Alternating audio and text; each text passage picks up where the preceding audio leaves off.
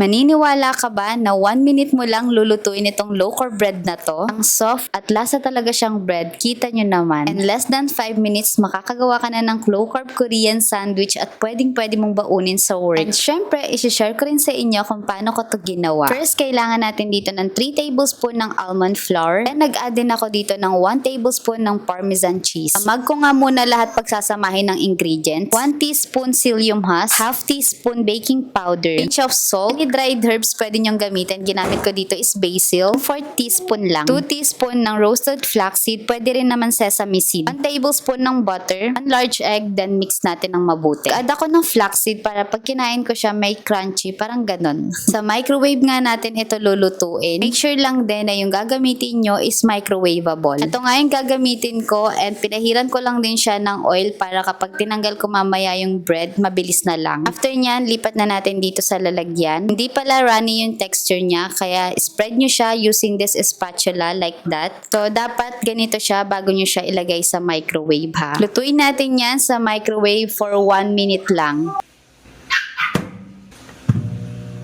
And after 1 minute, luto na yung bread natin. O, diba? Isin lang natin siya sa lalagyan and medyo palamigin natin bago natin siya slice. Kita nyo naman na soft din yung texture niya. Yung ilalim po niya, yung part na yan, luto na po yan ha. Medyo nagpawis lang siya. Medyo warm na yung bread natin, slice na natin siya. After nyong ma-slice, pwede nyo na yung lagyan ng toppings. Pero kung gusto nyong malesen yung flavor ng egg, kung may oven toaster kayo, i-oven toaster po natin siya. Since may oven toaster naman kami, gagamitan ko siya. Malalasahan nyo kasi talaga yung egg niya. Pero sa texture mga mare, kita nyo naman na soft yung texture niya. Oven toaster natin siya siguro mga 1 minute lang. Wag lang masyadong sunog na sunog to para ma-maintain natin yung pagka-soft niya. Yun na UP pa nga siya, push lang natin yan. Pakita ko na rin sa inyo yung ilalim ng bread kanina. O diba, naluto rin siya sa oven. Yung first na ilalagay ko sa bread is itong peanut butter. This is a low carb version. Ginawa ko po yan. Ito palang ginagawa ko is ipapabaon ko kay husband. Next is kamatis. Pwede kayo dito maglagay ng lettuce. Hindi na nga ako naglagay ng lettuce kasi medyo marami yung ilalagay kong toppings. Then avocado, in-slice ko lang siya ng medyo maninipis. Pwede rin kayo mag-add dito ng bacon, kaya lang naubusan na kami. Kaya 2 eggs yung ilalagay ko dito. Pwede rin naman ham yung ilagay nyo. Naglagay rin ako dyan ng low carb cheese, KSO yung ginamit ko. Then cucumber. Pwede ring boiled egg or depende sa luto ng egg yung gusto nyong ilagay dito. Since meron kami ditong sandwich wrap, ito na lang yung pinambalot ko. Pwede nyo rin gamitin dito yung cling wrap. Pitan lang din natin yung pagkakarap natin para hindi magiwa-hiwalay yung mga nilagay nating toppings.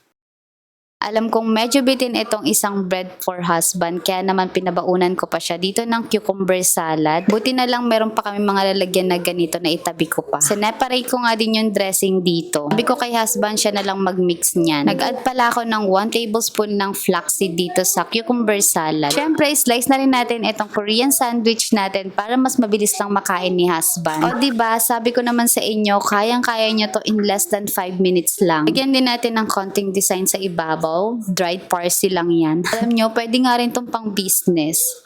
Uy. So yun lang. Thank you for watching and stay healthy, stay low carb. Bye!